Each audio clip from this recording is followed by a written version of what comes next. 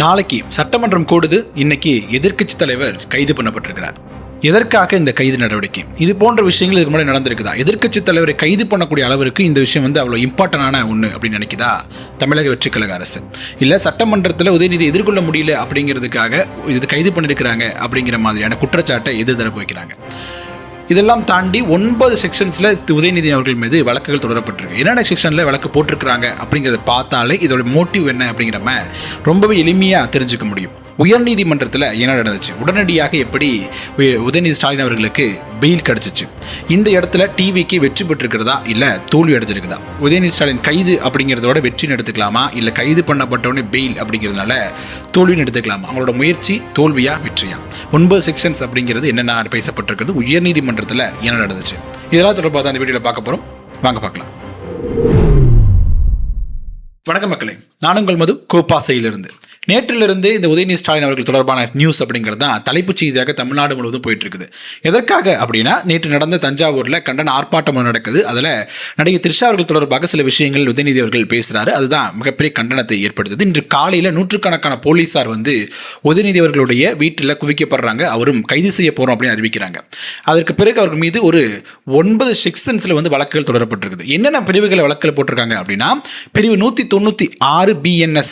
அதில் அந்த வழக்கில் அது என்ன சொல்லுது அப்படின்னா, வெவ்வேறு குழுக்களுக்கிடையே பகைமை ஏற்படுத்துறதாக பேசியிருக்கிறாரு அப்படின்னு. இந்த நேற்று ஃபுல் ஸ்பீச்சை நீங்கள் பார்த்தீங்கனாலும் தெரியும் எந்த இடத்துல அவர் பகைமை தொடர்பாக பேசினார் அப்படிங்கிறது நம்ம புரிஞ்சுக்க முடியும். எப்படி பேசியிருக்கிறாரா அப்படிங்கிறது நமக்கு தெரிஞ்சிடும். அடுத்ததாக 192 BNS அது கலவரத்தை தூண்டும் நோக்கில் திட்டமிட்டே பேசியிருக்கிறாரு, அத்துமீறி பேசியிருக்கிறாரு அப்படின்னு தெரியுது. இப்போ நம்ம இந்த வீடியோவில் பார்த்தாலே தெரியும், ஃப்ளோவில் பேசிட்டு இருக்கிறாரு. தொண்டர்கள்ட்ட இருந்து த்ரிஷா அப்படிங்கிற வேர்டு வருது. அதற்கு பிறகு அவர் ஒரு வார்த்தை பேசுகிறார். அதுக்கு பிறகு அதுதான் ஒரு சர்ச்சைக்குரிய மாறுது. அடுத்ததாக பிரிவு 352 BNS அது வழக்கு போடுறது. அது என்ன செக்ஷன் அப்படின்னா, அமைதியை சீர்குலைக்கும் நோக்கில் உள்நோக்கத்தோடு அவமதித்தல் அல்லது கோபமூட்டுதல் அப்படிங்கிறது தான் அந்த செக்ஷன் சொல்லக்கூடிய செய்தியாக இருக்குது. அடுத்ததாக BNS 79 கண்ணியத்திற்கு இழுக்கு விளைவிக்கும் வகையிலான சொற்களை பயன்படுத்துது. இது ஏற்றுக்கொள்ளத்தக்க ஒரு விஷயம். அந்த வார்த்தையும் அங்கே நடக்கக்கூடிய சீக்வன்ஸ் ரெண்டு மெர்ஜ் பண்ணி பார்க்கும் பொழுது கண்ணியக்குறைவான ஒரு வார்த்தை அப்படிங்கிறது எல்லாருமே ஏற்றுக்கொள்ளக்கூடிய விஷயமாகத்தான் இருக்கும்.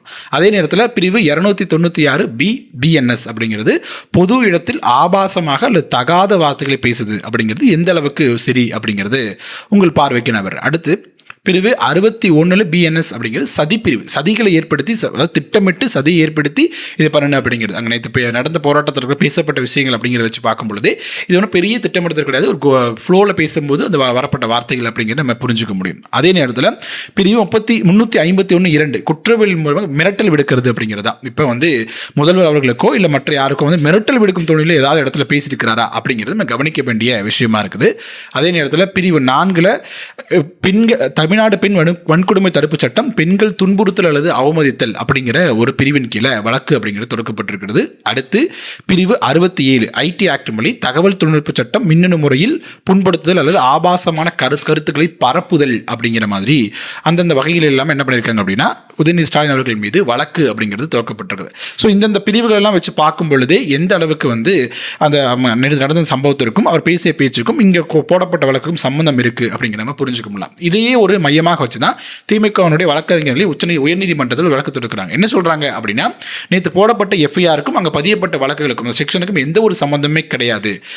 உதயநிதிகள் பேசியதற்கும் அந்த வழக்குகளை பதியப்பட்டதுக்கு எந்த சம்பந்தம் கிடையாது. அதனால் அவரை நீங்கள் முன்ஜாமீன் கொடுக்கணும் அப்படிங்கிற மாதிரி உயர்நீதிமன்றம் கேட்குறாங்க. அதற்கு பிறகு என்ன பண்ணுறாங்க, 12 மணி வரைக்கும் கைது செய்யப்படக்கூடாது அப்படிங்கிற மாதிரி ஒரு ஆணையும் பிறப்பிக்கப்படுறத நாங்கள் செய்திகள் நம்ம பார்த்துருப்போம்.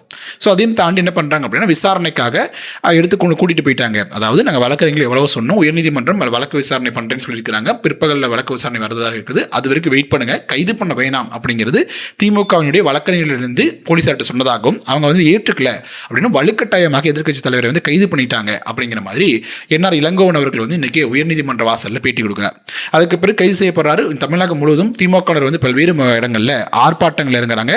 கைது செய்யப்பட்டு கொண்டு செல்லப்பட்ட வாகனங்களை இடைமறிக்கிறாங்க. அவங்க அனுமதிக்க முடியாது அப்படிங்கிற மாதிரி கோஷங்கள் எழுப்புறாங்க. டிவிக்கு எதிராகவும் CM விஜய் அவர்களுக்கு எதிராகவும் கோஷங்கள் எழுப்பப்படுது. அதுக்கு பிறகு என்ன நடக்குது அப்படின்னா, தஞ்சாவூருக்கு அழைச்சி செல்லப்படுகிறார் விஜய். ஏன்னா அங்கே தஞ்சாவூரில் தான் பேசியிருக்காங்க இல்லையா, அங்கே தான் வழக்கு விசாரணை நடக்கணும் அப்படிங்கிறதுக்காக நேரடியாக அங்கே அழைச்சி போகிறார் அப்படிங்கிற நடக்குது. அப்போ உயர்நீதிமன்றத்தில் இந்த வழக்கு விசாரணையும் வருது.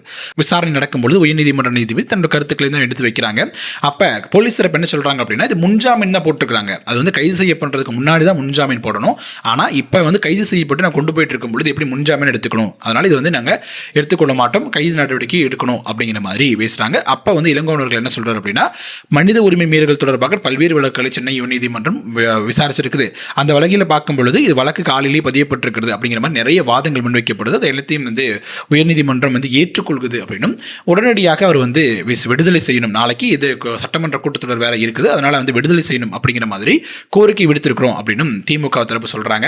அதுக்கு பிறகு இந்த கோரிக்கை ஏற்றுக்கிட்டு அவருக்கு வந்து விடுப்பு, அதாவது முன்ஜாமீன் சொந்த ஜாமீன்லேயே வந்து நீ காவல் நிலையம் வந்து விடுப்பு விட்டுருக்கிறாங்க அப்படின்னும் சொல்கிறாங்க. அதாவது அரசே எங்களுக்கு வந்து இந்த விசாரணை பண்ணுறது மட்டும் தான் எங்களோட நோக்கமே ஒழிய உதயநிதி ஸ்டாலின் அவர்களை வந்து சிறையில் அடைக்கிறது எங்களோட நோக்கம் கிடையாது, விசாரணை முடிந்த பிறகு நாங்கள் வந்து எங்களோட சொந்த ஜாமீனில் நாங்கள் வந்து ரிலீஸ் பண்ணிடுவோம் அப்படிங்கிறது அவங்களுடைய வாதமாக இருக்குது. இதை ஏற்றுக்கிட்டு இந்த வழக்கு வந்து முடிச்சு வைக்கப்படுது. உதயநிதி அவர்கள் வந்து அங்கே விசாரணைக்கு கொண்டு செல்லப்படுகிறார்.